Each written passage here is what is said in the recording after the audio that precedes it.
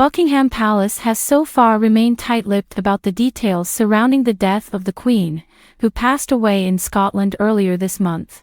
In an official statement at the time, the royal family said the Queen died peacefully at Balmoral Castle, but did not specify the cause of death, so it was thought to be a natural death due to the monarch's advanced age. Furthermore, 2 days before her death, she received the newly elected British Prime Minister, Liz Truss, at Balmoral, with no apparent symptoms of illness. And now, according to the Scottish Daily Express, the cause of the monarch's death may be revealed next week, following the end of the royal mourning period. According to the outlet, certificates, giving the cause and place of death, are publicly available from registrars' offices in Scotland for a fee of £10. However, it is still not clear whether the details will be revealed to the public. All inquiries to the local authority in Aberdeenshire where the Queen died at her Balmoral estate earlier this month were referred to National Records of Scotland, based in Edinburgh. Last week, the Scottish Government Department said it would make no comment until the period of mourning ended.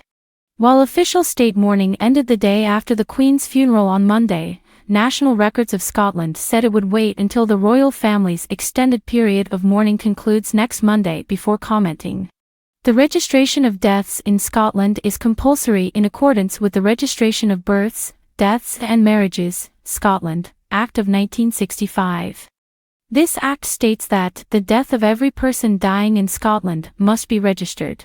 This includes the submission of a death certificate to a registrar, which must be done within 7 days of the death occurring.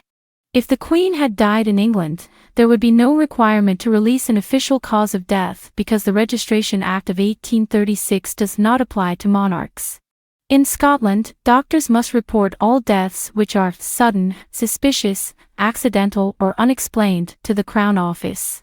But according to the Scottish Daily Express, the Crown Office in Edinburgh said the Queen's death had not been referred to it as, it was not a death that required to be.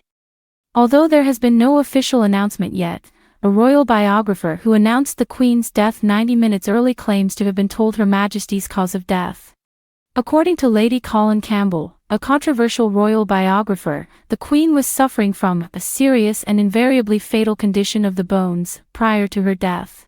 Her Majesty, 96, died on Thursday, September 8, according to Buckingham Palace, at around 6:30 p.m. UK time. The author broadcast a video on YouTube at 5 p.m., 90 minutes earlier, stating the Queen had died. Lady Colin said in the film that the Queen died at 2:37 p.m. after a relatively painless illness. The royal specialist, who has written books about Princess Diana and the Queen Mother, went on to say Her Majesty died of bone cancer, despite the fact that the palace has not revealed the Queen's cause of death. I don't want to use the word that accurately conveys the medical diagnosis, out of deference to Her Majesty's dignity and privacy, Lady Colin said. If she wants to reveal that word, or her advisors wish to reveal it, that is up to them. I don't think one needs to use the word to get across the point that I think most people will be able to pick up, that this is a really serious situation.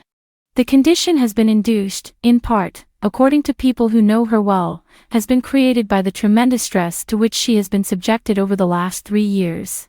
Can you imagine an older woman, as her life is winding down, and she is hoping to enjoy the last few years of her life in good health being bombarded by the tremendous abuse to which she and the monarchy have been subjected? Lady Colin added that she had tried to warn people that the Queen was far more ill than they thought she was. I have on several occasions in the last few weeks, if not months, made the point that she had been affected to her bones.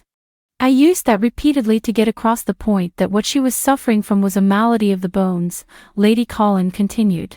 There are 2 maladies of the bones, one is more painful than the other. Fortunately, the Queen's malady, although it falls in the same category and condition of the more painful one, has been the less painful one. It has been restrictive, and I will not go into the medical treatments she has been receiving. I have previously indicated that her bruising was due to cannulas and I have left it at that. Despite her worsening health, the Queen remained in good spirits, according to the biographer. The video cuts away, before returning as Lady Colin claims to have heard that the Queen has already died. Having just made this video, it is with great sadness that I have to inform you that events have yet again overtaken one's plans, and I am reliably informed that the Queen died at 14:37 p.m. this afternoon, she says. And that the reason why the announcement has not been made so far is that they are waiting for Harry and Meghan to arrive at Balmoral, after which the announcement will be made. I think we should be very grateful for having had such a wonderful monarch. And I think we can be also grateful for the fact that her death was relatively painless. Bone cancer is not fun. But she was fortunate enough to have the lesser of the forms of bone cancer, and she kept her spirits and her vitality to practically the end. And now, I would say, my sympathies to all her loved ones, all her family, and really, all her subjects, many of whom love her.